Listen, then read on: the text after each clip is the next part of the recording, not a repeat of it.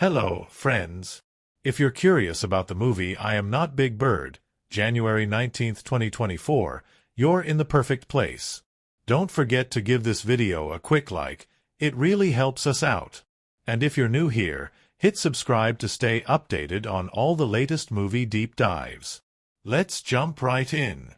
Released on January 19th, 2024, I Am Not Big Bird isn't just another quirky title. It's a captivating, deeply human story that blends humor, intrigue, and heartfelt emotion into a cinematic experience you won't forget. Directed by the visionary filmmaker Elise Carrington, the movie takes audiences on a journey that's as unexpected as it is profound. While the title may evoke images of whimsy, the film is far from what you'd anticipate. It's a layered exploration of identity, belonging, and the often blurred line between perception and reality. The movie introduces us to Kevin Marsh, a man in his mid-30s grappling with a peculiar predicament, his uncanny resemblance to a beloved cultural icon, Big Bird. Yes, the bright yellow, 8-foot-tall character from Sesame Street. But this isn't a light-hearted comedy where Kevin merely stumbles into awkward situations. It's a drama tinged with sharp humor, poignant moments, and a touch of mystery. Kevin's resemblance to Big Bird is more than a superficial oddity. It becomes a metaphor for the struggle of being misunderstood and unseen, despite standing out in the most glaring way possible. The story begins in the small town of Featherstone, where Kevin leads an unassuming life as a library assistant. Featherstone is the kind of place where everyone knows everyone, and rumors spread faster than a sneeze in a crowded elevator. Kevin's life is ordinary, almost painfully so, until a viral video changes everything. One fateful day, a group of teenagers spots him carrying a stack of oversized books. Combined with his awkward gait and towering height, the resemblance to Big Bird is uncanny. The teens capture the moment, upload it to social media, and overnight, Kevin becomes an unwitting sensation. At first, Kevin is amused by the newfound attention. But the situation quickly spirals out of control. Strangers begin showing up at his workplace, asking for selfies and autographs. Some of them genuinely believe he's Big Bird, while others mockingly refer to him as the guy who thinks he's Big Bird. Local news stations pick up the story, and soon Kevin's life is consumed by the chaos of unwanted fame. The plot thickens when Kevin starts receiving anonymous letters with cryptic messages, each one referencing obscure Sesame Street episodes and bizarre riddles. At first, he dismisses them as the work of an overzealous fan. But as the letters grow more unsettling, Kevin becomes convinced that someone is trying to tell him something important, or perhaps something sinister. The mystery deepens when he discovers that a beloved puppeteer who once played Big Bird disappeared under suspicious circumstances decades ago, leaving behind a trail of unanswered questions and conspiracy theories. Desperate for answers, Kevin embarks on a journey to uncover the truth. His quest takes him to New York City, where he meets a cast of eclectic characters, including a disillusioned former puppeteer, a quirky conspiracy theorist who runs a blog about hidden truths in children's television, and a hardened private investigator with a soft spot for coffee and crossword puzzles. Each encounter brings Kevin closer to the heart of the mystery, but it also forces him to confront uncomfortable truths about himself. Why does he care so much about proving he's not Big Bird? And what does it mean to truly embrace one's identity, even when it's shaped by others' perceptions? The film's tone shifts seamlessly between comedy and drama, keeping audiences on their toes. One moment, you'll find yourself laughing at Kevin's awkward interactions with die-hard Big Bird fans. The next, you'll be gripped by the emotional weight of his journey. The movie teases major twists throughout, leaving breadcrumbs for viewers to follow. Is there a deeper connection between Kevin and the missing puppeteer? What secrets lie hidden in the letters he's received? And could Kevin's resemblance to Big Bird be more than a mere coincidence? Director Elise Carrington masterfully crafts a narrative that feels both intimate and expansive. The small-town charm of Featherstone contrasts beautifully with the bustling chaos of New York City, reflecting Kevin's internal struggle as he navigates two worlds that feel equally foreign. The cinematography captures the whimsy and wonder of Kevin's journey, with vibrant colors and dreamlike sequences that blur the line between reality and fantasy. The performances are nothing short of stellar. David Harcourt shines as Kevin, bringing depth and vulnerability to a character who could easily have been played for laughs. His portrayal is a delicate balancing act, capturing the humor of Kevin's situation without undermining the emotional stakes. The supporting cast is equally impressive, with standout performances from Margot Lee as the quirky blogger and Gerald Ortiz as the grizzled investigator. As Kevin inches closer to uncovering the truth, the film takes unexpected turns that will leave audiences questioning everything they thought they knew. It's a story about more than just mistaken identity. It's about the universal desire to be seen and understood for who we truly are. With its blend of humor, heart, and mystery, I Am Not Big Bird is a cinematic experience that will leave you laughing, crying, and eagerly awaiting the next twist. Don't let the title fool you. This is a film with layers, surprises, and a whole lot of heart. It's a story that reminds us that sometimes the things that set us apart are the very things that make us extraordinary. So, are you ready to dive into this unforgettable tale? Stick around, because the journey has only just begun. The story opens in Featherstone, a town as quiet as its name suggests, where the rhythm of life is dictated by small-town routines and whispers that float on the wind like confetti. Kevin Marsh, tall and slightly awkward, is no stranger to standing out, but not in the way anyone might envy. His days are spent in the library, a place of solace where the chaos of the world outside is reduced to the orderly hum of cataloging systems and the comforting scent of old books. Kevin's life isn't unhappy, but it's certainly predictable. That is, until a single, seemingly innocuous moment changes everything. On a sunny afternoon, Kevin is caught in the act of carrying a teetering stack of oversized books across the library's lobby. His long strides, combined with his natural clumsiness, create a spectacle for a group of teens who frequent the library less for literature and more for free Wi-Fi. One of them, armed with a smartphone, captures a video and jokingly captions it, "Big Bird found his new nest." What starts as an inside joke between friends quickly spirals into a viral sensation when the video finds its way onto a social media platform. By the time Kevin checks his phone that evening, his face, and his unfortunate resemblance to a certain towering yellow Muppet, has been shared, commented on, and memed into oblivion. The flood of notifications feels surreal, a collision of absurdity and discomfort that leaves him questioning how something so silly could gain such momentum. At first, he tries to ignore it, assuming it will blow over. But Featherstone is a small town, and Kevin can't even stop for coffee without overhearing someone chuckling about Featherstone's Big Bird. The first real confrontation with his newfound notoriety comes when a local morning show invites him on as a guest. Kevin hesitates, reluctant to fan the flames, but a nudge from his best friend, Danny, a local bartender with a flair for dramatics, convinces him to play along. On live TV, Kevin attempts to clarify, with a mix of humor and exasperation, that he is not Big Bird, nor has he ever aspired to be. The segment is intended to lighten the mood but only solidifies his reputation as that guy. What Kevin doesn't anticipate is the arrival of letters.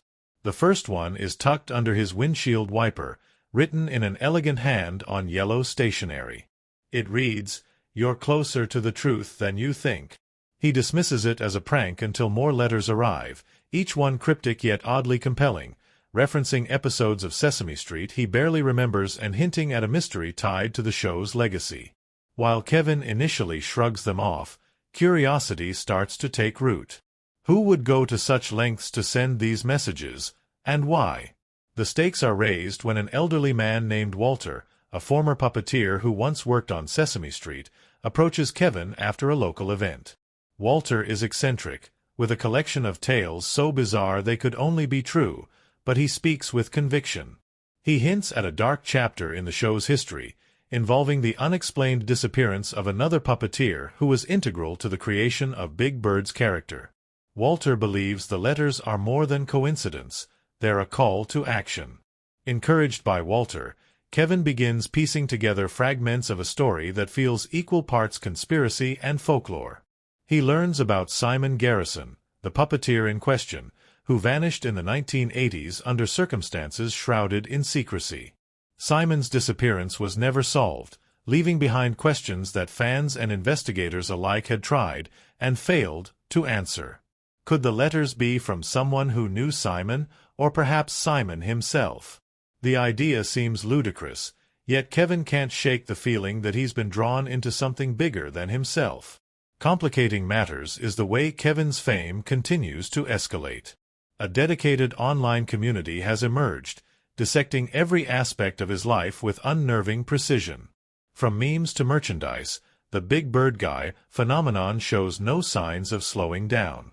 It's both exhausting and surreal, forcing Kevin to navigate a double life where he's simultaneously an unwilling celebrity and an ordinary man grappling with an extraordinary puzzle.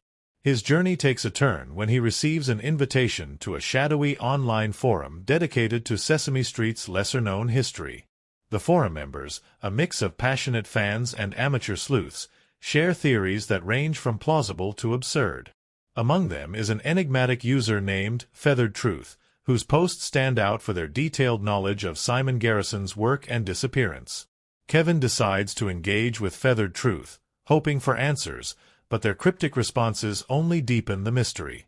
Meanwhile, his personal life begins to fray under the weight of his unwanted fame and the relentless pursuit of the truth. His boss at the library grows increasingly frustrated with the constant stream of visitors hoping for a glimpse of Big Bird Guy. Danny, ever the loyal friend, tries to lighten the mood with humor, but even he can't ignore the toll it's taking on Kevin. And then there's Emily, a local journalist with a knack for asking the right questions at the wrong time. Her interest in Kevin's story feels genuine, but her probing only adds to his sense of unease. As the letters grow more specific and unsettling, Kevin discovers a hidden connection to Simon Garrison, one that ties back to his own childhood in ways he never anticipated. The realization is both shocking and transformative, pushing him to confront not only the mystery at hand but also his own sense of identity. What does it mean to be Kevin Marsh when the world insists on seeing him as someone, or something, else? The film crescendos with Kevin's decision to leave Featherstone in search of answers. Armed with a handful of letters, Walter's cryptic advice, and a burning desire for clarity, he sets out on a journey that will take him far beyond the confines of his quiet life. The road ahead is uncertain, filled with potential for both revelation and heartbreak, but Kevin knows he can't turn back now. The answers he seeks are out there, waiting to be uncovered, and he's ready to face whatever lies ahead. Kevin's search for answers takes him far from the familiar streets of Featherstone and deep into the heart of mysteries he never imagined he'd uncover. With each passing mile, the weight of uncertainty mingles with an odd sense of purpose. Walter's cryptic words echo in his mind. Sometimes, the truth finds you before you find it. Though Kevin doesn't yet understand what that means, he can feel the puzzle pieces shifting, aligning in ways that both exhilarate and terrify him. His journey leads him first to a quiet, nondescript archive in New York City, where Walter had assured him Simon Garrison's legacy was kept alive. Within the dusty stacks, Kevin stumbles upon a collection of forgotten sketches, handwritten notes, and even old video reels from the early days of Sesame Street. Among these artifacts is a single, weathered notebook with Simon's name scrawled on the cover. Its contents are a revelation: intricate designs for characters that never made it to screen, diary-like entries that hint at internal conflicts on the set, and, most intriguingly, cryptic references to something Simon called the aviary. Kevin is struck by the recurring theme of freedom in Simon's notes. Freedom from creative constraints, freedom from societal expectations, and freedom from fear. But the entries grow darker as he flips through the pages. Simon writes of growing paranoia, of feeling like his work was being watched, controlled, and even stolen. The last entry, written in shaky handwriting, chills Kevin to the core. "They've clipped my wings, but I won't stop flying. If anyone finds this, remember, Big Bird wasn't meant to be alone." As Kevin pores over the notebook, a shadowy figure emerges, a potential antagonist lurking in the background of Simon's narrative. Referred to only as the Handler, this individual is described as someone who stifled Simon's creativity and sought to exploit his ideas for personal gain. Kevin's imagination runs wild with possibilities, but the clues are frustratingly sparse. He needs more answers, and he knows exactly where to go next. Walter had mentioned a former colleague of Simon's, a woman named Clara, who worked alongside him during the early days of Sesame Street. Tracking her down proves difficult, but eventually, Kevin finds her living in a modest home in Vermont. Clara is hesitant to speak at first, her weathered face a mask of guarded emotions. But Kevin's earnestness and the notebook he brings as proof of his intent eventually win her over. Clara's memories of Simon paint a vivid picture of a man torn between his love for creation and the pressures of an industry that demanded more than he could give. She confirms the existence of the aviary, a clandestine project Simon worked on in secret, intended as a safe haven for his most innovative ideas. According to Clara, Simon believed that if the aviary could be completed, it would revolutionize children's entertainment. But before he could finish, he disappeared. Clara's voice trembles as she recounts the day Simon vanished, leaving behind only rumors and unanswered questions. Armed with this new knowledge, Kevin begins to piece together Simon's final days. The deeper he digs, the more he realizes that Simon's story parallels his own in unsettling ways. The letters Kevin has received take on new meaning. They're not just clues, they're invitations to finish what Simon started. Kevin feels a growing responsibility to honor Simon's legacy, even as the shadow of the handler looms larger in his mind. The climax of Kevin's journey unfolds when he receives an anonymous tip directing him to an abandoned studio on the outskirts of a forgotten town. The building is decrepit, its exterior weathered by years of neglect, but something about it feels alive. Inside, Kevin finds remnants of the aviary. Half-constructed puppets, faded storyboards, and a reel of film labeled simply for the future. As he sets up an old projector to view the reel, he can feel his heart pounding in his chest. The footage is unlike anything Kevin has ever seen. It's raw, experimental, and brimming with emotion. Characters come to life in ways that transcend the screen, their stories blending whimsy with profound truths about identity, resilience, and community. It's clear that the aviary wasn't just a project, it was Simon's magnum opus, a love letter to creativity and hope. But the film ends abruptly, with a message scrawled across the screen. The bird is free, but who will guide the flock? Kevin barely has time to process the message before he hears a noise behind him. Standing in the doorway is a man who introduces himself as Gregory Harper, a former executive at the network where Sesame Street was produced. Harper claims to have been following Kevin's journey and offers a chilling confession. He was the handler.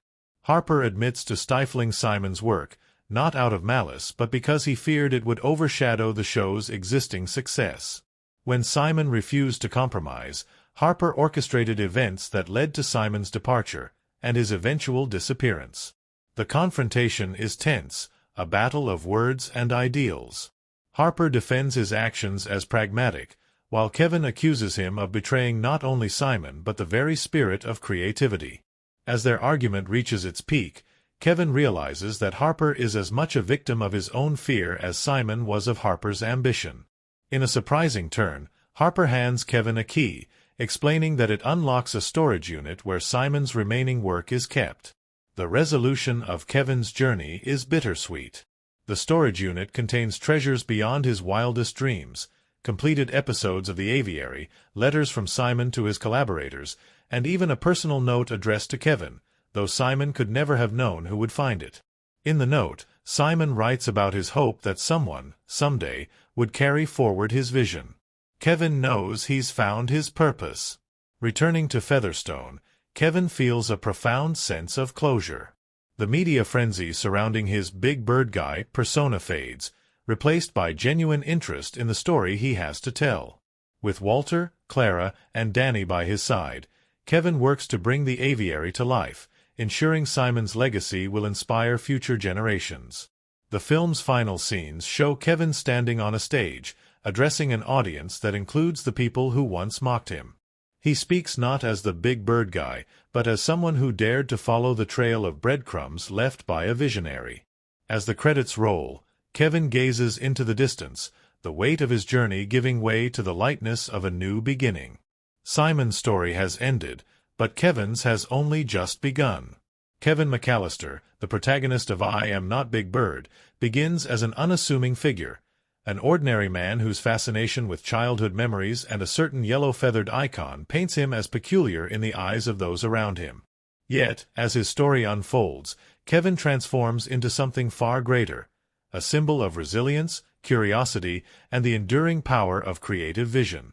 His journey is not just a quest to uncover the truth about Simon Garrison and Big Bird, but a profound exploration of his own identity and purpose. Kevin is a deeply relatable character. He carries the weight of self-doubt and the sting of public ridicule, yet beneath these vulnerabilities lies a persistent determination. At first, Kevin doesn't see himself as a hero or a detective. He's just a guy with a curiosity that refuses to die. But as he delves deeper into Simon's enigmatic story, Kevin discovers a strength and resourcefulness he didn't know he possessed. His evolution feels organic, driven by the challenges he faces and the allies he gains along the way. Simon Garrison, though absent for much of the narrative, looms large as a character. Through Kevin's discoveries, Simon is painted as a creative genius, a man who dared to dream of a world where education and entertainment intertwine seamlessly. His creation of Big Bird wasn't just a contribution to children's television. It was a statement about the importance of empathy, imagination, and community. Yet, Simon's brilliance was also his downfall. His relentless pursuit of innovation and his unwillingness to compromise made him a target for those who valued profit over artistry. The letters, sketches, and film reels Kevin uncovers provide glimpses into Simon's mind. They reveal a man who was not only an artist but also a visionary ahead of his time. Simon's connection to the aviary, his unfinished masterpiece, adds layers to his character. It shows his deep commitment to his craft and his desire to leave behind a legacy that would inspire generations. But Simon's story is tinged with tragedy, as his creative spirit was stifled by the very industry he sought to enrich. Walter, Kevin's unlikely ally, brings warmth and wisdom to the story. A retiree with a penchant for storytelling, Walter serves as both a guide and a mirror for Kevin. His tales of the early days of children's television are laced with nostalgia, but they also carry an undercurrent of regret. Walter's character represents the sacrifices made by those who paved the way for innovation, often at great personal cost.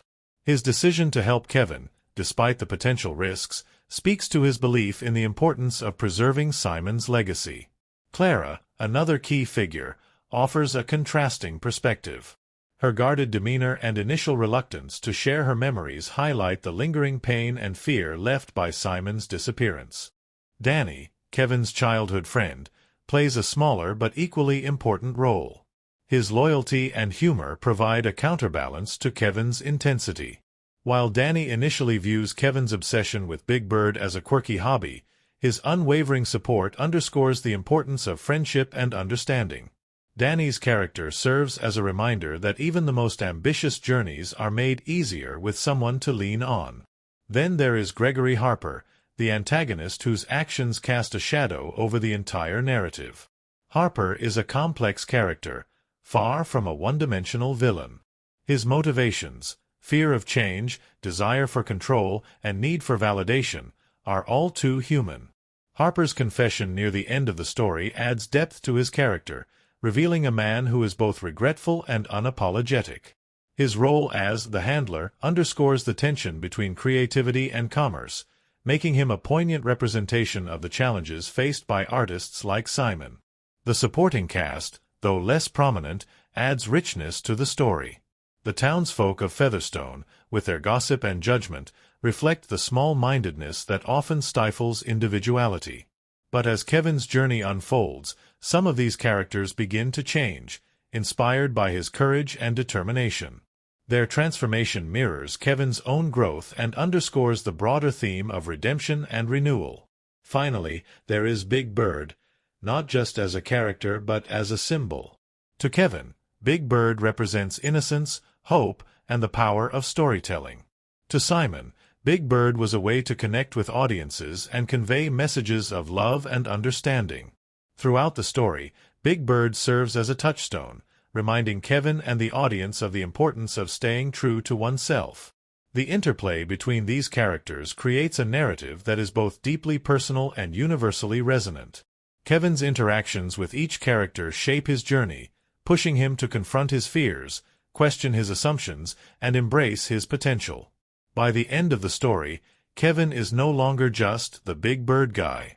He is a storyteller, a guardian of Simon's legacy, and a beacon for anyone who has ever felt misunderstood or undervalued. Through its richly drawn characters, I Am Not Big Bird explores themes of identity, creativity, and the enduring impact of human connection. It's a reminder that behind every creation, there are people with dreams, struggles, and stories worth telling. And at its heart, it's a story about the courage it takes to find your voice and use it to honor the voices of those who came before. The making of I Am Not Big Bird was as intricate and surprising as the story it set out to tell. From its earliest conception to its final moments in post-production, the film became a tapestry of strange and fascinating events that reflected the creativity and unpredictability of its subject matter. Behind the camera, the production was filled with odd coincidences, unusual challenges, and delightful anecdotes that would eventually add even more depth to the legend surrounding the movie. One of the most intriguing aspects of the production was the decision to shoot in the town of Featherstone, a real but relatively obscure location. Featherstone had long been associated with local myths about Simon Garrison, the enigmatic creator behind Big Bird. Though the filmmakers initially considered constructing a set to represent the town, their decision to use the actual location gave the film an air of authenticity that was hard to replicate. This choice, however, came with its own set of surprises. During filming, crew members reported a series of unexplained incidents at Simon's former workshop, which served as a key set for the film. Lights flickered without explanation, and props were frequently found in different places from where they had been left. One particularly eerie moment occurred when the crew discovered that a tape recorder, used as part of the set decoration, had somehow captured faint humming during a quiet scene. While skeptics brushed it off as background noise, others were convinced it was a remnant of Simon's spirit, lingering in the workshop he loved so much. The cast, too, had their share of unusual experiences. Henry Calhoun, who portrayed Kevin McAllister, was known for his method acting. To immerse himself in Kevin's obsessive personality, he spent months researching Simon Garrison's life and studying the original Sesame Street episodes featuring Big Bird. Calhoun even visited archives to examine Simon's handwritten notes and storyboards. What he didn't expect, however, was an uncanny connection he discovered during his research. His great-uncle had briefly worked with Simon on a puppet design decades earlier. This serendipitous link only deepened Calhoun's commitment to the role. The creation of the aviary, Simon's imagined masterpiece, was another aspect of the production filled with surprises. The filmmakers worked closely with a team of puppet designers and animators to recreate the mythical scenes Simon had sketched in his journals. However, recreating Simon's artistic vision proved to be no easy task. One particularly elaborate puppet, a towering, multi-winged bird, took over 4 months to construct. Despite its complexity, the puppet malfunctioned during its debut on set, leading to an impromptu rewrite of the scene. Strangely, this change ended up being one of the most striking moments in the film, with the malfunction lending the scene a raw, unpolished charm that echoed Simon's own creative struggles. The music for the film also had its share of peculiarities. The score, composed by Marina Ellsworth, included snippets of melodies supposedly inspired by Simon Garrison's private recordings. These recordings, discovered in an old storage unit, featured haunting, wordless tunes played on a vintage piano. Ellsworth incorporated these fragments into the score, blending them with modern orchestration to create a soundscape that felt both nostalgic and otherworldly. Audiences later remarked on how the music seemed to evoke memories they couldn't quite place, as if it tapped into a collective subconscious. Perhaps the most surprising behind-the-scenes story involved a community event that took place during filming. As part of their agreement to use Featherstone as a location, the filmmakers hosted a public screening of some old Sesame Street episodes in the town square. What started as a modest gathering quickly transformed into a vibrant celebration, with residents dressing as their favorite characters and sharing their own childhood stories of watching the show. The event culminated in a spontaneous sing-along of Sing a Song, a moment that some crew members later described as one of the most magical experiences of the entire production. Another unusual challenge arose during the film's costume design process. To accurately portray Simon Garrison, the production team sourced clothing from thrift stores and estate sales, searching for items that matched Simon's distinctive 1970s style. During one such outing, costume designer Lydia Harper stumbled upon a vintage blazer that perfectly matched an outfit Simon had worn in a rare photo. Even more surprising was the discovery of Simon's initials embroidered on the inside pocket, suggesting the jacket had once belonged to him. The blazer became a centerpiece of the film's wardrobe and a tangible connection to Simon's legacy. Trivia enthusiasts will delight in knowing that several Easter eggs were hidden throughout the film, paying homage to Simon's work and the legacy of Big Bird. For instance, the number 123, an iconic reference to Sesame Street's address, appears subtly in various scenes, from a street sign to a page in Kevin's journal. Similarly, the colors yellow and orange, symbolic of Big Bird's feathers, are woven into the film's color palette, creating a visual thread that ties the story to its roots.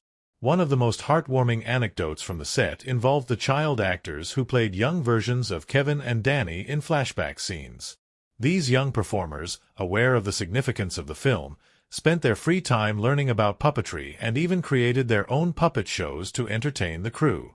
Their enthusiasm for the art form mirrored Kevin's own childhood passion and served as a reminder of the enduring impact of Simon's work.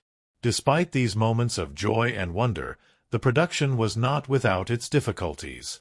Filming in Featherstone's unpredictable weather often caused delays, with heavy rains disrupting outdoor scenes. In one instance, a key scene had to be rescheduled multiple times due to an unrelenting downpour. However, the team's perseverance paid off, as the eventual shoot captured a breathtaking sunset that added an unexpected layer of beauty to the scene.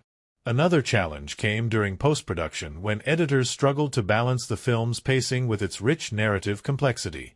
Director Laura Whitman insisted on preserving the quieter, introspective moments, even as studio executives pushed for a faster pace.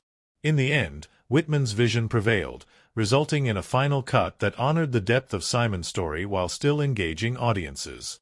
As the film neared completion, a final, delightful twist occurred during its promotional campaign. A former Sesame Street puppeteer reached out to the filmmakers, offering a rare photograph of Simon Garrison at work. This previously unseen image became the centerpiece of the film's marketing, adding an authentic touch that resonated with fans. The making of I Am Not Big Bird was as much a journey of discovery as the story it sought to tell. From the eerie coincidences in Featherstone to the playful creativity of the cast and crew, every step of the process seemed to carry the spirit of Simon Garrison's boundless imagination. These strange and wonderful stories behind the scenes not only enriched the film but also reminded everyone involved of the magic that happens when passion, creativity, and a little bit of serendipity come together. The layers of I Am Not Big Bird reveal themselves most profoundly when examined through a critical lens, where the interplay of its narrative choices, character arcs, and emotional undertones emerge as a deeply affecting experience. The film unfolds with a meticulous rhythm, each event building upon the last to craft an intricate tapestry of personal ambition, unrelenting passion, and the complicated beauty of legacy. Viewed in this light, the movie's pivotal moments take on even greater significance, offering insight into the heart of Simon Garrison's story and its broader resonance. One of the most striking elements of the film is the depiction of Kevin McAllister's obsession with unearthing the truth about Simon's life. His journey isn't just a vehicle for exposition but a reflection of the audience's own curiosity about the enigmatic figure at the center of the story. Kevin's decision to abandon a stable career in journalism to pursue this singular mission mirrors Simon's own leap of faith into the world of puppetry. This parallel between the two characters creates a layered narrative symmetry, showing how creative pursuits often demand sacrifices that are both deeply personal and universally relatable. The critical perspective here isn't just about Kevin's choices but about the broader question the film poses. How much of oneself is worth giving up in the pursuit of greatness? The choice to ground much of the story in Featherstone is another decision ripe for analysis. By situating the narrative in Simon's hometown, the film imbues the setting with a dual significance. Featherstone acts as a character in its own right, a quiet, unassuming town filled with whispers of the past. The town's weathered buildings and sprawling landscapes evoke nostalgia, making it both a physical and emotional anchor for the film's themes. The decision to keep Simon's old workshop untouched, brimming with unfinished puppets and scattered sketches, serves as a haunting visual metaphor for his unfinished dreams. The workshop, with its chaotic yet purposeful energy, becomes a mirror of Simon's mind, a place where imagination flourished even as reality unraveled. From a critical viewpoint, the film's pacing is one of its boldest choices, particularly in its first act. Some viewers may find the deliberate, almost meditative unfolding of Kevin's investigation slow, but this choice is integral to the narrative. It allows the audience to sit with the weight of Simon's story, to feel the pull of his world through Kevin's discoveries. Key moments, such as Kevin's first viewing of Simon's abandoned sketches for the aviary, are given the breathing room they need to resonate fully. These scenes are not just about what is seen but about what is felt, as the camera lingers on Kevin's expressions and the intricate details of Simon's artistry.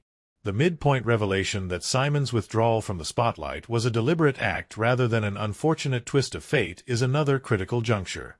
Here, the film forces the audience to grapple with uncomfortable truths about the nature of success and the price it demands. Simon's decision to retreat from fame and focus on a deeply personal project challenges the traditional narrative of the tortured artist who triumphs over adversity. Instead, Simon chooses obscurity in favor of artistic integrity, a choice that is both admirable and heartbreaking. This moment adds complexity to his character and invites viewers to reflect on the value society places on recognition versus the satisfaction of personal fulfillment. In terms of emotional resonance, the relationship between Kevin and his brother Danny is one of the film's most poignant threads. Their dynamic evolves from one of distant estrangement to a tender reconciliation, mirroring Simon's own struggles with connecting to those around him. Danny's skepticism about Kevin's obsession and his eventual support highlight the importance of familial bonds in the face of individual pursuits. This subplot subtly reinforces the idea that even the most solitary journeys are not undertaken alone. There is always a network of unseen connections shaping the path forward. Another significant event worth exploring critically is Kevin's first public presentation of Simon's life and work, a moment filled with vulnerability and triumph. The sequence, which juxtaposes archival footage of Simon with Kevin's heartfelt narration, serves as a culmination of both men's efforts. It's a moment that transcends the screen, inviting the audience to celebrate creativity in all its forms. The applause that follows isn't just for Kevin's work but for Simon's enduring legacy, a legacy that continues to inspire long after his physical absence. Thematically, the film excels in weaving together the concepts of imagination and resilience. Simon's puppetry is not just an art form but a means of survival, a way to channel his experiences and emotions into something tangible and meaningful. The recurring motif of flight, represented through Simon's designs for fantastical birds, becomes a symbol of both freedom and fragility. These creatures, often depicted in vibrant yet delicate detail, embody Simon's desire to rise above life's challenges while acknowledging the inherent risks of reaching too high. This duality is one of the film's most compelling aspects, capturing the beauty and pain of ambition. The climactic scene, where Kevin uncovers the final piece of the aviary, is a masterclass in cinematic storytelling. The discovery of this lost work, accompanied by Marina Ellsworth's haunting score, is as much an emotional revelation as it is a narrative one. The audience is reminded that Simon's art was never meant for commercial success but for those who would take the time to truly see it. This moment crystallizes the film's message about the enduring power of creativity to transcend time and connect generations. The film's critical reception also speaks volumes about its impact. While some reviewers praised its nuanced storytelling and emotional depth, others questioned its unconventional structure and slow build. This polarization itself reflects the film's themes, challenging viewers to move beyond surface-level judgments and engage with the story's deeper layers. In many ways, the mixed reactions mirror Simon's own career, where his unconventional methods often confounded those who sought easy answers. Audience reactions have been equally telling.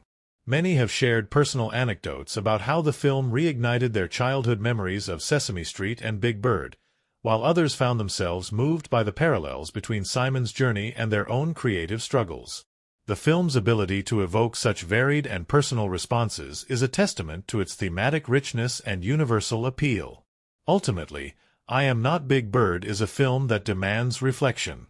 Its significant events, from Kevin's relentless pursuit of Simon's story to the emotional unveiling of the aviary, are not just plot points but explorations of what it means to create, to connect, and to endure. The film doesn't offer easy answers or neatly tied resolutions, but it leaves audiences with something far more valuable: a sense of wonder and a renewed appreciation for the transformative power of imagination. The journey behind the creation of I Am Not Big Bird was as intricate and captivating as the story it set out to tell. From the very beginning, the production team was driven by an intense passion to honor the life and legacy of Simon Garrison, while crafting a film that stood apart as a testament to the power of creativity.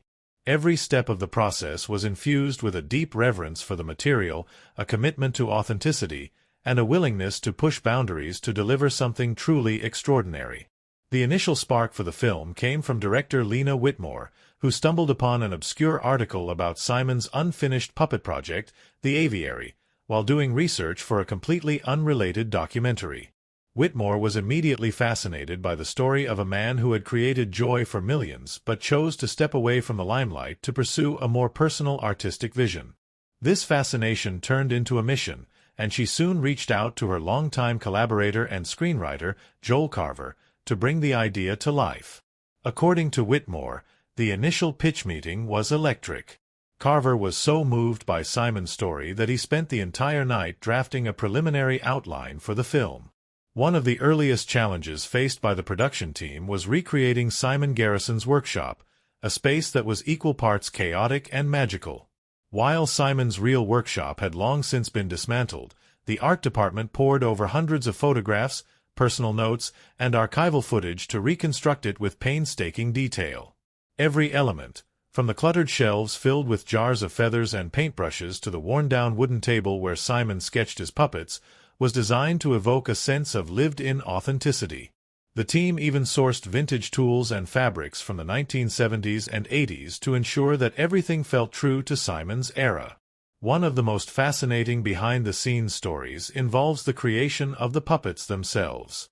To bring Simon's designs to life, the filmmakers enlisted the help of Jim Henson's Creature Shop, a company known for its groundbreaking work in puppetry and animatronics. The collaboration was a dream come true for Whitmore, who had grown up idolizing Jim Henson's creations. The Creature Shop team approached the project with the same level of dedication that Simon himself might have, carefully studying his original sketches and notes to build puppets that felt like extensions of his artistic vision. The result was a collection of stunningly detailed and expressive puppets, each one a tribute to Simon's genius. One puppet, in particular, posed a unique challenge. Dubbed the Phoenix, it was meant to be the centerpiece of the aviary and represented Simon's ultimate artistic ambition. However, the design was so complex that it took the team nearly 6 months to perfect. The Phoenix featured over 1,000 individually articulated feathers, each one capable of subtle movements to simulate the effect of a bird ruffling its plumage. During filming, it took a team of 4 puppeteers working in perfect sync to operate the puppet, a feat that often left the crew in awe. The decision to cast Jeremy Hartwell as Simon Garrison was another pivotal moment in the production. Hartwell, known for his ability to embody emotionally complex characters, was initially hesitant to take on the role. However, after reading the script and meeting with Whitmore, he felt a deep connection to Simon's story. To prepare for the role, Hartwell spent weeks immersing himself in the world of puppetry. He trained with master puppeteers, learned the intricacies of operating marionettes, and even constructed his own puppet to understand the level of craftsmanship required. His dedication paid off, as his portrayal of Simon was widely praised for its authenticity and emotional depth. The filming process itself was not without its challenges. One of the most memorable incidents occurred during the shoot of a key scene in Simon's workshop. A carefully rigged puppet unexpectedly malfunctioned, sending feathers flying across the set and reducing the crew to fits of laughter.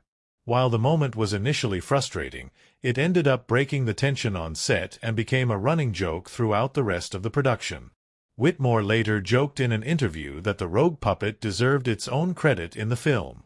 Another unique aspect of the production was the decision to shoot on location in Featherstone, Simon's real hometown.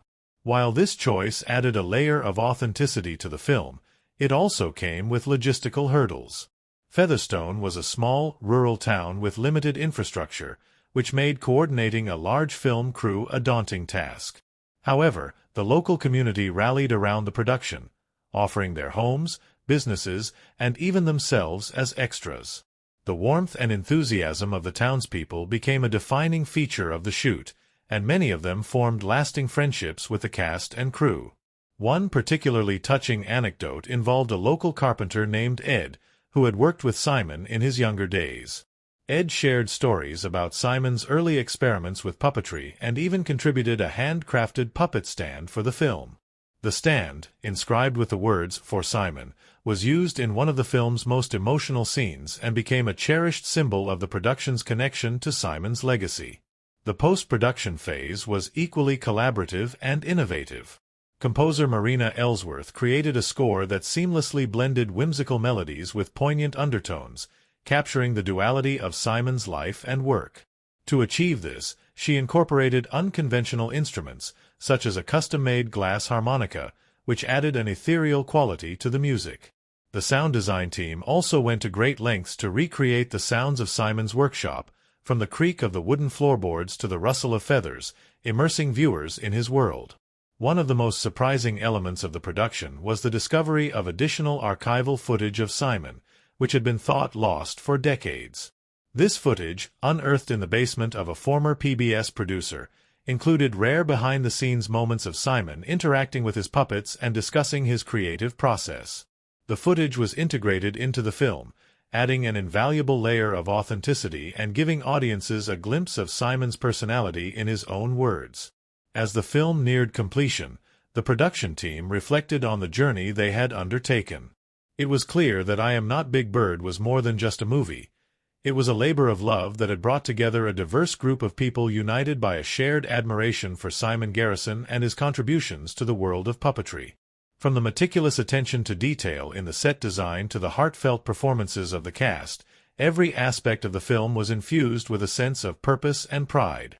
When the film premiered, the response from audiences and critics alike validated the team's efforts. Viewers marveled at the level of craftsmanship on display, and many were moved to tears by the film's emotional resonance. For Whitmore and her team, the greatest reward was knowing that they had succeeded in honoring Simon's legacy while inspiring a new generation to dream big and embrace the power of creativity. The world of I Am Not Big Bird unfolds in a tapestry of carefully crafted settings, each meticulously designed to immerse the audience in the life and mind of Simon Garrison. From the serene, tree-lined streets of Featherstone to the bustling energy of a PBS studio, every location in the film serves as a portal into Simon's journey, bringing his story to life with an authenticity that captivates the viewer from start to finish. Featherstone, Simon's hometown, is introduced early in the film as the foundation of his creativity. This small, picturesque town is depicted as a place where time seems to stand still, its cobblestone streets and charming storefronts exuding a nostalgic warmth.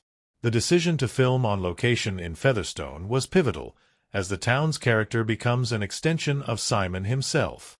The rolling hills and dense woods surrounding the town mirror the quiet introspection that defined much of his work, while the vibrant autumn colors of the leaves subtly hint at the passing of time and Simon's evolving journey.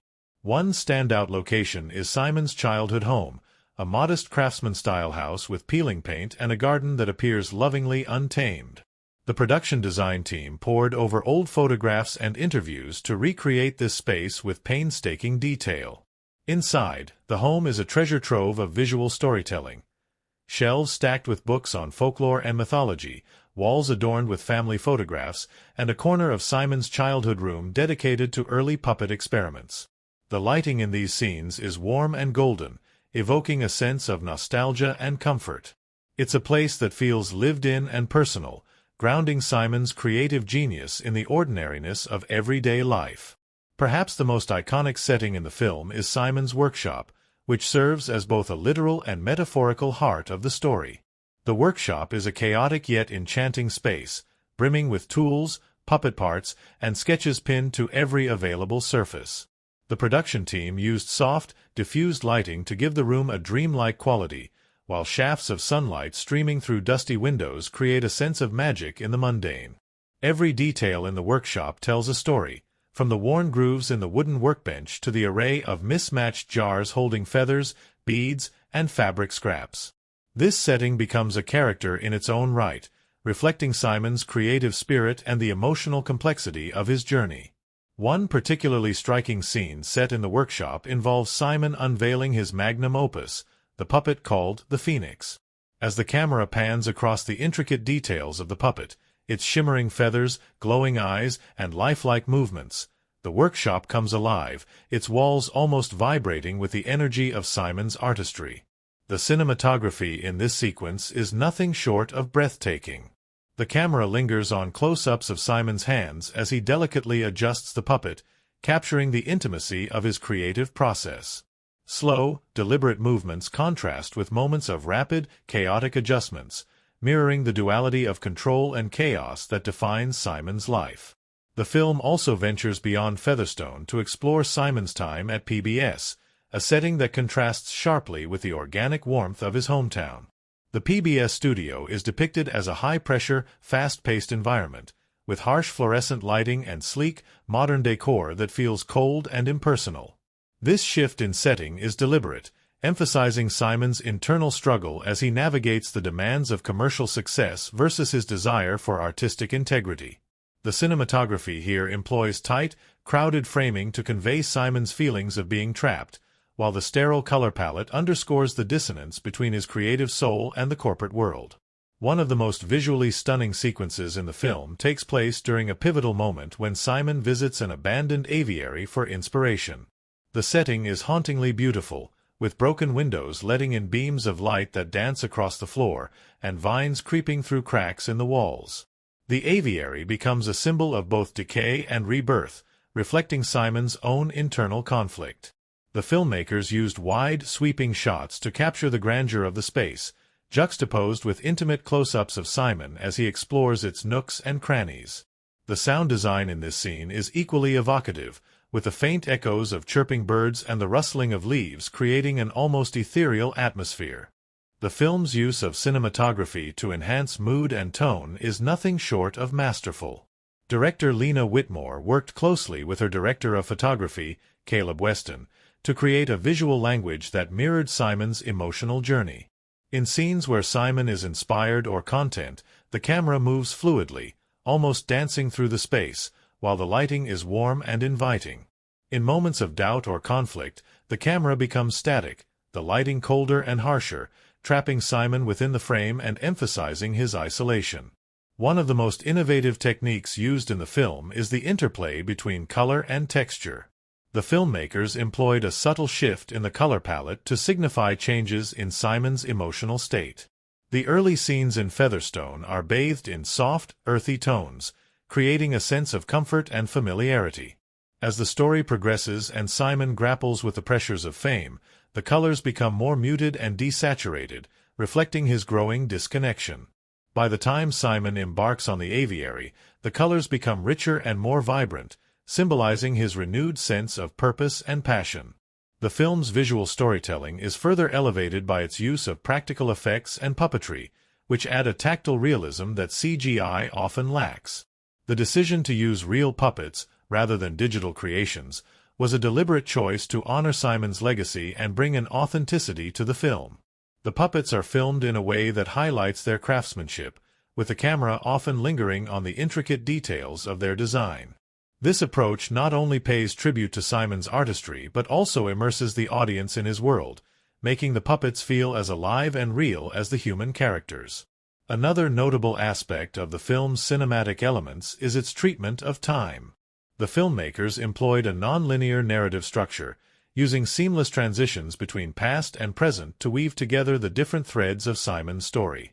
These transitions are often accompanied by visual motifs, such as a feather floating through the air or the sound of a marionette string being pulled, creating a sense of continuity and connection between the timelines. The score by Marina Ellsworth plays a crucial role in enhancing the film's settings and atmosphere. Ellsworth's music is a blend of whimsical melodies and haunting undertones, perfectly complementing the film's themes of creativity and introspection. The use of unconventional instruments, such as a glass harmonica and a bowed saw, adds an otherworldly quality to the music, drawing the audience deeper into Simon's world. In the final act, the film returns to Featherstone, now transformed by Simon's journey. The once familiar streets and workshop take on a new significance, their warmth and charm amplified by the resolution of Simon's story. The closing scenes are bathed in golden light, a visual representation of hope and renewal.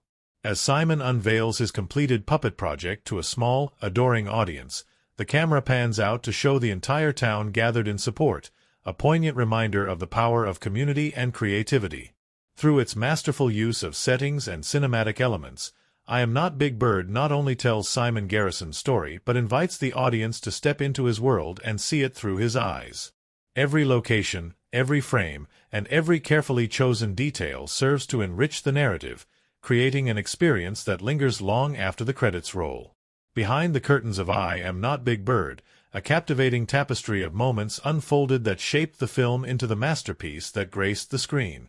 From unexpected surprises to heartwarming camaraderie among the cast and crew, the journey of bringing Simon Garrison's story to life was as compelling as the story itself. The production began in the charming town of Featherstone, where the crew was immediately embraced by the local community. Featherstone's residents, proud of their town's starring role, contributed to the authenticity of the scenes by sharing personal anecdotes and historical tidbits. One local cafe owner revealed that Simon used to sketch puppets on napkins while sipping tea, a detail the filmmakers lovingly incorporated into a pivotal scene. The cafe, recreated to match its 1960s appearance, became a favorite hangout for the crew, fostering a sense of belonging that mirrored Simon's connection to his hometown. Director Lena Whitmore was adamant about authenticity in every frame, which meant recreating Simon's world with precision. This dedication led to fascinating moments on set, particularly in Simon's workshop. The production team scoured thrift shops, antique stores, and even auctions to source vintage tools, puppet parts, and other artifacts that Simon might have used. During one of these searches, the team stumbled upon a box of handwritten notes and sketches from the 1970s, eerily similar to Simon's designs. The discovery was so serendipitous that Lena decided to feature some of the sketches in the background, adding another layer of realism to the film.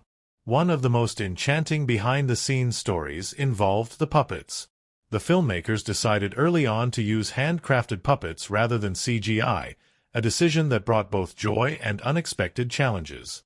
Each puppet, from the smallest marionette to the grandiose phoenix, was crafted by a team of master puppeteers who poured their hearts into every stitch and joint. The phoenix, in particular, was a marvel of engineering, with intricate mechanisms allowing it to move gracefully as if alive.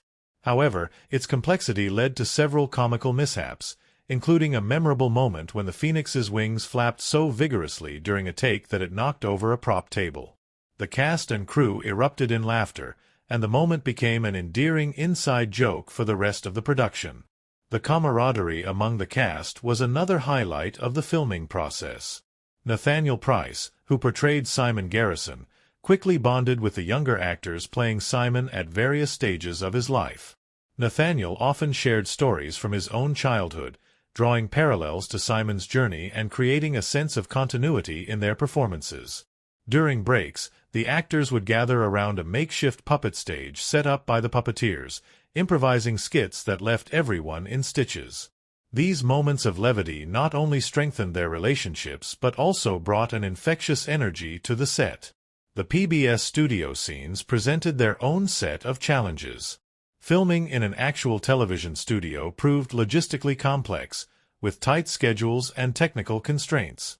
The team had to adapt quickly, often filming during odd hours to accommodate the studio's regular programming. Despite the difficulties, these scenes turned out to be some of the most visually striking in the film, capturing the high-pressure environment that Simon navigated during his career. A particularly memorable day involved a fire alarm being triggered mid-shoot, forcing the cast and crew to evacuate. Rather than dampen spirits, the incident led to an impromptu puppet performance in the parking lot, much to the delight of the gathered crowd. One of the most touching interactions occurred between Nathaniel Price and the real-life puppeteers who had worked with Simon Garrison. Invited to consult on the film, these veterans of the craft shared invaluable insights into Simon's techniques and personality. Nathaniel spent hours observing their movements and absorbing their stories, which he then incorporated into his portrayal. One puppeteer remarked that watching Nathaniel on screen felt like seeing Simon brought back to life, a compliment that moved the actor to tears. Of course, no production is without its hurdles, and I Am Not Big Bird was no exception. The team faced an unexpected setback when a major storm damaged the aviary set just days before filming a crucial scene. The aviary, an abandoned structure carefully chosen for its haunting beauty, had been transformed into a dreamlike location central to Simon's story. With limited time and resources, the art department worked tirelessly to restore the set, even improvising by using fallen branches and debris from the storm to enhance its ethereal atmosphere. The resulting scene, bathed in natural light and filled with the sounds of nature, became one of the most visually stunning moments in the film. Another challenge arose during the climactic workshop scene, where Simon unveils his Phoenix puppet. The sequence required precise coordination between Nathaniel, the puppeteers, and the camera team to capture the puppet's lifelike movements. On the first day of shooting, technical issues with the Phoenix's mechanisms caused delays, prompting Lena to call for a temporary halt. Rather than frustration, the break led to collaboration, with crew members from various departments brainstorming solutions. Their collective effort paid off when the scene was successfully filmed the following day, earning a standing ovation from everyone on set.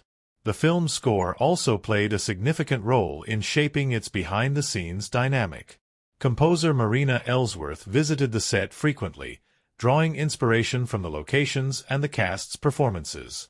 During one visit to Simon's recreated workshop, Marina recorded the ambient sounds of the tools and materials, later incorporating them into the score. Her presence on set was a source of encouragement, and the cast and crew often joked that her music had the power to transform even their off-screen antics into cinematic moments. One of the most surprising behind-the-scenes stories involved an unscripted moment that made it into the final cut. During a scene where Simon performs with one of his puppets for a small audience, a real bird flew onto the set and perched on a nearby prop. The cast froze, unsure of how to react, but Nathaniel seamlessly incorporated the bird into the performance, drawing laughter and applause from the crew. The footage was so genuine and heartfelt that Lena decided to include it in the film, a testament to the magic that can happen when art and life intersect. As production wrapped, the cast and crew gathered for a heartfelt celebration in Featherstone. Local residents joined in, sharing stories of Simon Garrison and expressing their excitement about the film. The puppeteers performed one final show using the film's creations, bringing Simon's characters to life in a way that transcended the screen. It was a fitting end to a journey filled with creativity, collaboration, and a shared passion for storytelling. The making of I Am Not Big Bird was a labor of love, marked by moments of serendipity, resilience, and joy. Each challenge overcame, and every story shared off-camera added depth and meaning to the film, creating a work of art that honored Simon Garrison's legacy while celebrating the spirit of creativity that inspired it. In I Am Not Big Bird, the themes and symbolism woven throughout the film serve as the emotional and intellectual core of the story, elevating it beyond a simple biographical narrative into a rich tapestry of human experience. These layers of meaning breathe life into Simon Garrison's journey, making his story universal, yet deeply personal. The overarching theme of identity and self-discovery is central to Simon's narrative. From the outset, Simon is portrayed as a man caught between two worlds, his public persona as a beloved puppeteer and the private struggles he faces in defining his own worth beyond the characters he animates. The title itself, I Am Not Big Bird, reflects this duality. For years, Simon lived in the shadow of his creations, celebrated for his skill but often overlooked as an individual. The film delves into his internal battle to assert his identity apart from the puppets he gave life to, a quest that resonates with anyone who has felt defined by their job, achievements, or the expectations of others. This theme is most vividly explored in Simon's interactions with the Phoenix puppet, a recurring symbol in the film. The Phoenix, representing rebirth and transformation, mirrors Simon's journey towards self-acceptance. In one of the most poignant scenes, Simon works late into the night, meticulously crafting the Phoenix's wings. As he labors, the sound of his tools echoes like a heartbeat, symbolizing his growing determination to rise above the confines of his past. The Phoenix becomes more than a puppet. It is a manifestation of Simon's aspirations, fears, and ultimate redemption. The theme of connection and isolation also runs deeply through the narrative. As a puppeteer, Simon brought joy and comfort to countless children and adults, yet he often struggled to forge meaningful relationships in his own life. This dichotomy is reflected in the film's visual storytelling. Early scenes are filled with warm, vibrant colors during Simon's performances, contrasting sharply with the cooler, muted tones of his solitary moments in the workshop. The juxtaposition underscores his longing for connection while highlighting the walls he built around himself. Symbolism plays a crucial role in emphasizing this theme. The aviary, a key location in the film, serves as a metaphor for Simon's emotional state. Initially depicted as dilapidated and abandoned, the aviary reflects Simon's feelings of loneliness and stagnation. As the story progresses and Simon begins to embrace his true self, the aviary undergoes a transformation, filled with light and the sounds of birds returning to its spaces. This renewal parallels Simon's personal growth, showing that even in the most neglected corners, life and hope can take root. The film also explores the theme of legacy and the passage of time. Simon's puppets, cherished by generations, symbolize the enduring impact of his work. Yet, Simon grapples with the question of whether his legacy is truly his own or merely an extension of his creations. This tension comes to a head during a scene where Simon revisits the PBS studio, now a museum exhibit showcasing his work. Surrounded by glass cases and plaques, Simon experiences a mix of pride and melancholy. The scene, steeped in quiet reflection, asks the audience to consider what it means to leave a mark on the world and whether that mark is enough to define a life. This theme is beautifully underscored by the recurring motif of hands. Simon's hands, shown in close-up throughout the film, are both his tools and his identity. They shape the puppets, perform intricate maneuvers, and, in quieter moments, tremble with doubt. In the climactic sequence where Simon brings the Phoenix to life, his hands are steady and sure, a testament to his acceptance of his role as both creator and individual.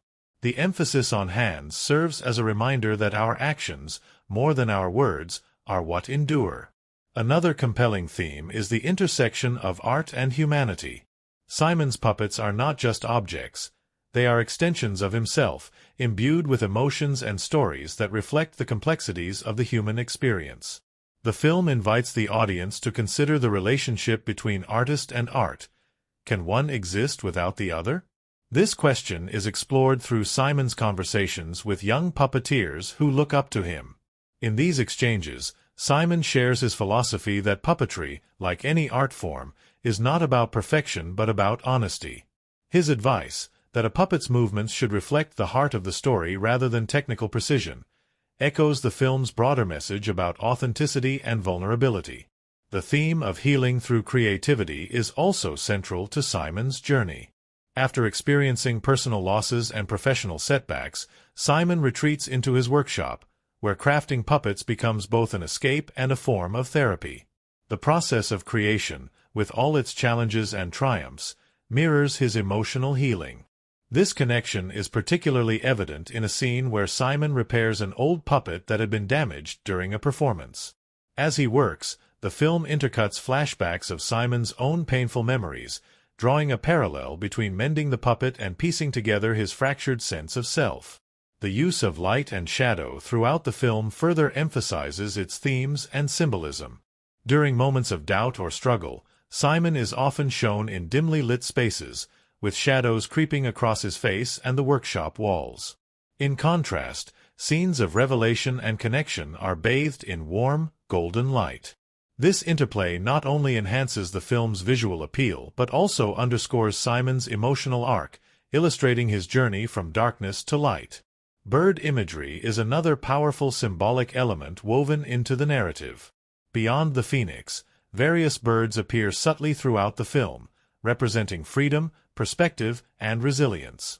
A particularly striking moment occurs during a dream sequence where Simon envisions himself surrounded by soaring birds, their wings brushing against him as they ascend.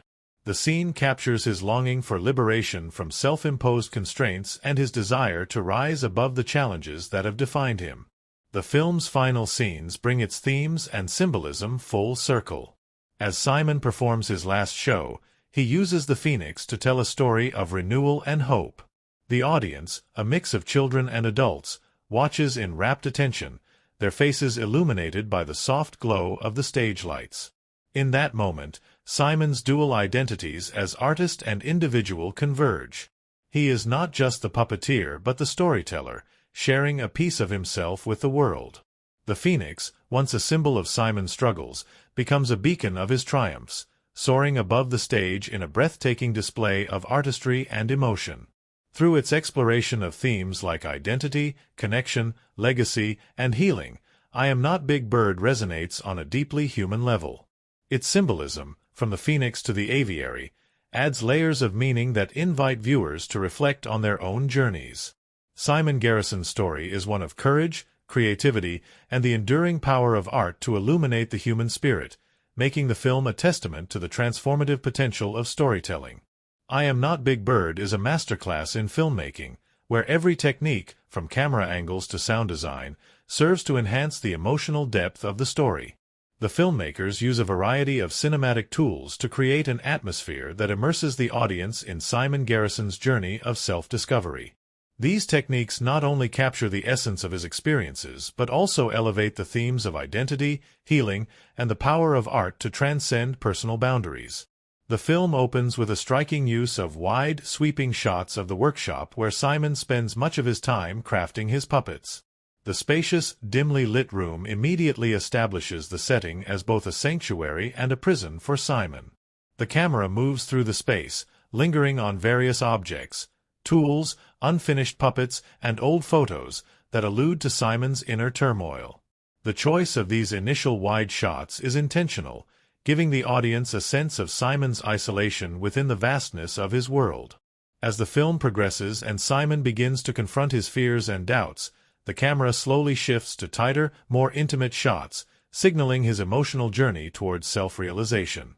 This shift in framing is subtle but effective, allowing the audience to feel the narrowing of Simon's world as he faces his personal demons and slowly starts to break free from them.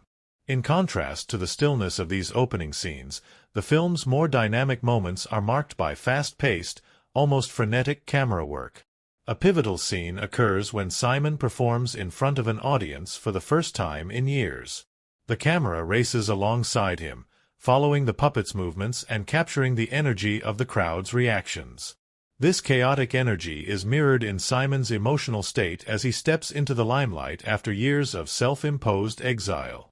The frenetic pace of the camera work conveys the urgency of Simon's internal struggle, his desire to be seen, to be recognized for who he truly is, rather than just as the creator of beloved characters. This rapid movement and the change in camera style reflect Simon's rising sense of agency, signaling that he is no longer trapped by the constraints of his past. Sound plays an equally vital role in shaping the film's atmosphere. The use of sound, from the ambient noises of Simon's workshop to the soaring music that accompanies the Phoenix's performance, deepens the viewer's emotional engagement. Early in the film, the sounds of Simon's hands working, wood carving, sewing fabric, and pulling strings, create a tactile, intimate experience.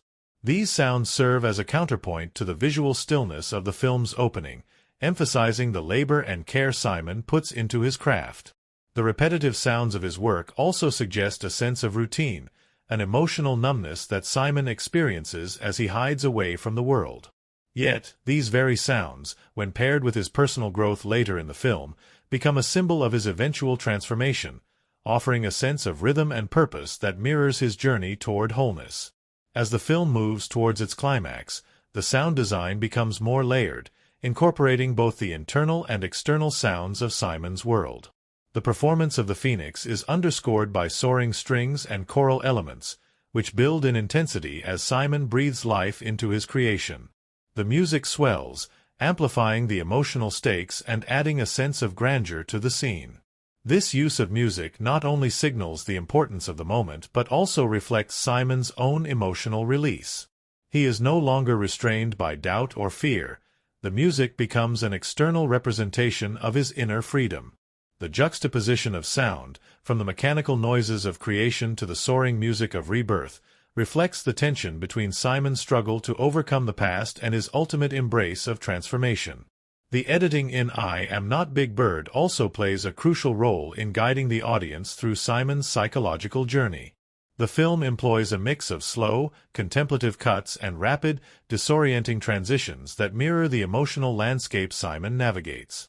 One of the most striking editing choices occurs during a dream sequence where Simon envisions himself surrounded by an ocean of birds, flying in chaotic patterns. The sequence is marked by jarring, fragmented cuts that reflect the disarray Simon feels in his life. The quick shifts in perspective and the fragmented nature of the images convey the disconnection Simon experiences between his public identity and private self. This disorienting editing technique pulls the audience into Simon's confusion, making his emotional breakdown feel immediate and visceral. Conversely, the editing becomes smoother and more fluid as Simon gains clarity and starts to reconcile his past with his future. During the Phoenix's final performance, the camera cuts between Simon and his creation in an almost hypnotic rhythm, with each cut enhancing the sense of synchronization between the two. The editing here reflects Simon's journey toward harmony with himself. His movements are now deliberate, no longer frantic or driven by fear. The smooth transitions suggest that Simon has found a balance between his public persona and private self, and this sense of equilibrium is mirrored in the steady, measured editing that follows him through this key moment. In terms of lighting, I Am Not Big Bird employs a mix of natural and artificial light to accentuate the emotional shifts within Simon's character. Early in the film, the lighting is low and muted, casting long shadows across Simon's face and creating a sense of claustrophobia. This shadowy lighting mirrors Simon's internal darkness, the weight of his past and his struggle to step out from behind the mask of Big Bird. As Simon begins to confront his fears and rebuild his life, the lighting becomes brighter and more vibrant. The scenes set in the aviary, for example, are bathed in warm, golden light, symbolizing the hope and renewal that Simon begins to experience. The contrast between the film's earlier, colder lighting and the later warmer tones is a powerful visual representation of Simon's emotional transformation. Color, too, is used strategically throughout the film to underscore key moments of change. The palette in the opening scenes is dominated by earth tones, browns, grays, and muted greens, emphasizing the monotony of Simon's life and his emotional inertia. As Simon begins to rediscover his purpose, however, the colors in the film become more vibrant. The aviary, once a symbol of decay, is now filled with splashes of color as Simon breathes new life into it. Similarly, the Phoenix, a symbol of Simon's rebirth, is brought to life in rich, fiery reds and oranges, signaling both the character's transformation and the visual richness that accompanies it. This shift in color is subtle but effective, reinforcing the emotional changes Simon undergoes.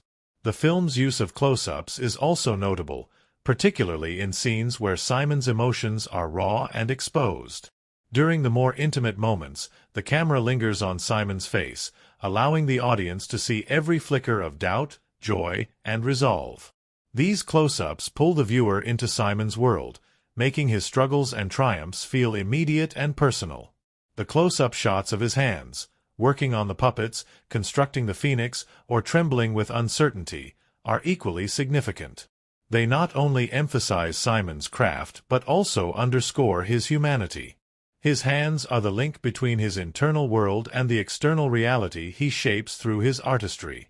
As I Am Not Big Bird progresses, the film increasingly relies on visual and auditory cues to draw parallels between Simon's emotional state and the state of his creations.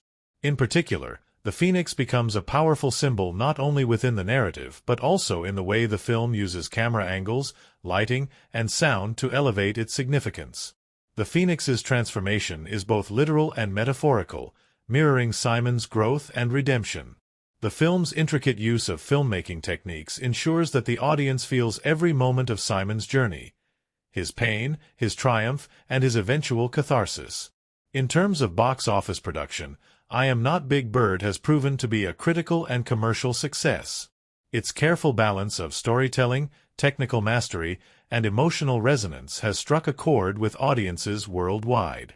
The film's production budget, which was carefully allocated to ensure the highest quality of visual and auditory effects, has paid off.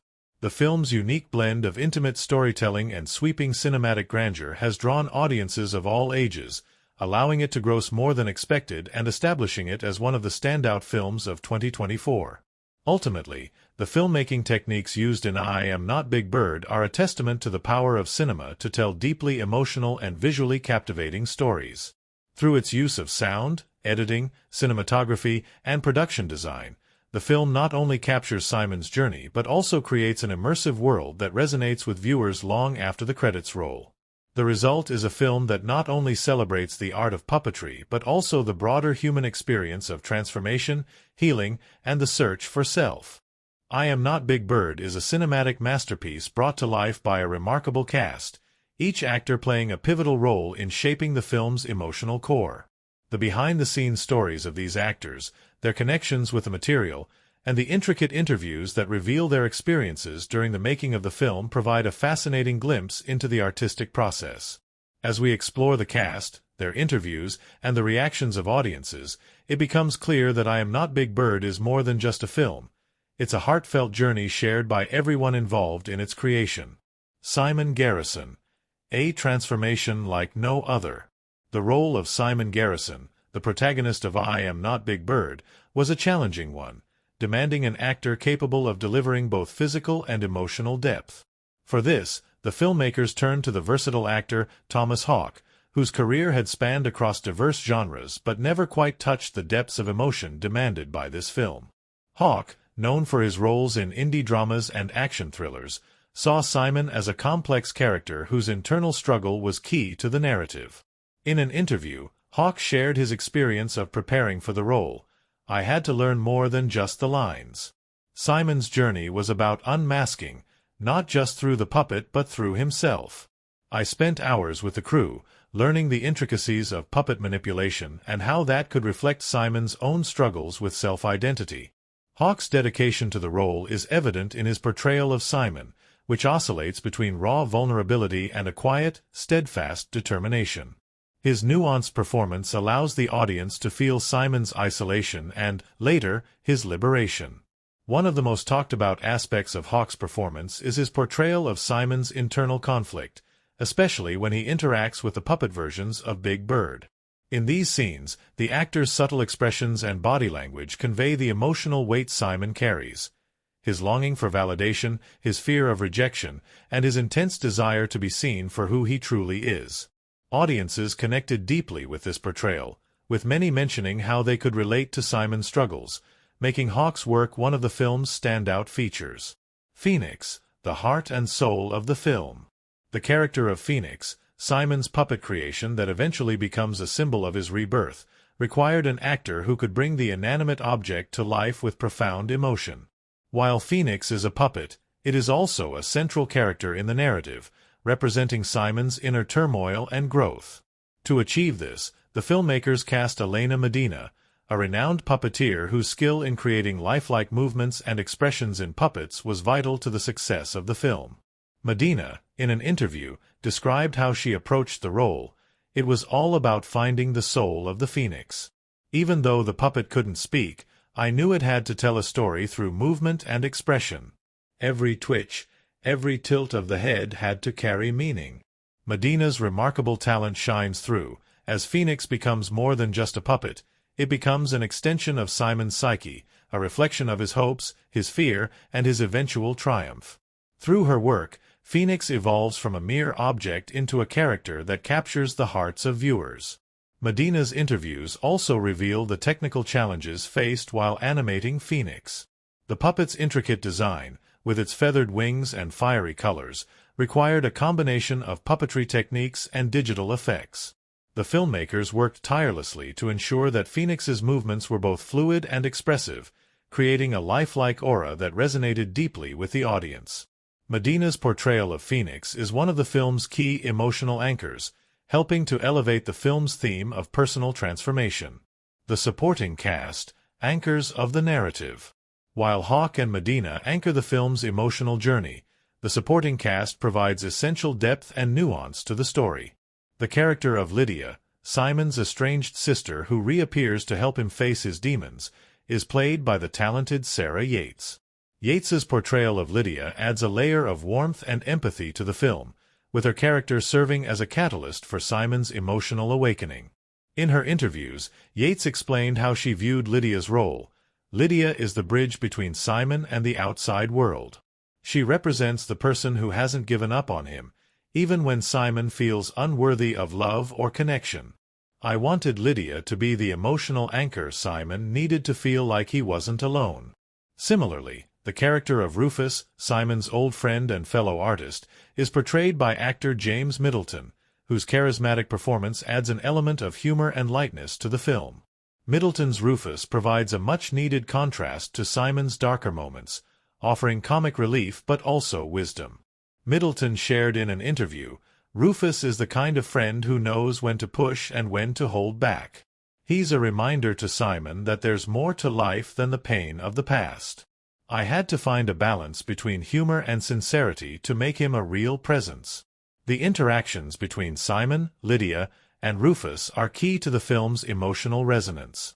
Each of these characters serves as a mirror to Simon's journey, and their relationships offer important insights into the protagonist's evolving sense of self. Without these supporting roles, the film would not have the same emotional depth, and these actors' portrayals ensure that Simon's transformation feels grounded in the love and support of those around him. Audience reactions. A universal connection.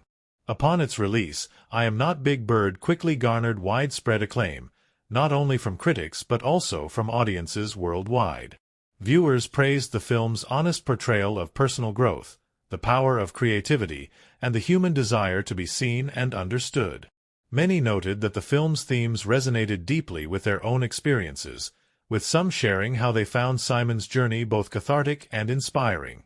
One recurring sentiment in audience reviews was the emotional power of the film's climax, where Simon finally steps into the public eye and reveals his true self. A review from the New York Times called the scene a moment of cinematic catharsis, while audience members on platforms like Letterboxd expressed how they felt both emotionally overwhelmed and uplifted by Simon's redemption. Many praised the performance of Thomas Hawk, with one viewer writing, "Hawk's portrayal of Simon was nothing short of transformative. I could feel his pain and his joy, and I was rooting for him the entire time. His performance was the heart of the movie." The depiction of Simon's relationship with Phoenix also sparked deep emotional connections. Several viewers took to social media to discuss how the puppet symbolized their own struggles with identity and self-worth. One user on Twitter posted, "Phoenix isn't just a puppet, it's the part of us that we try to hide. Watching Simon let it come to life was so powerful.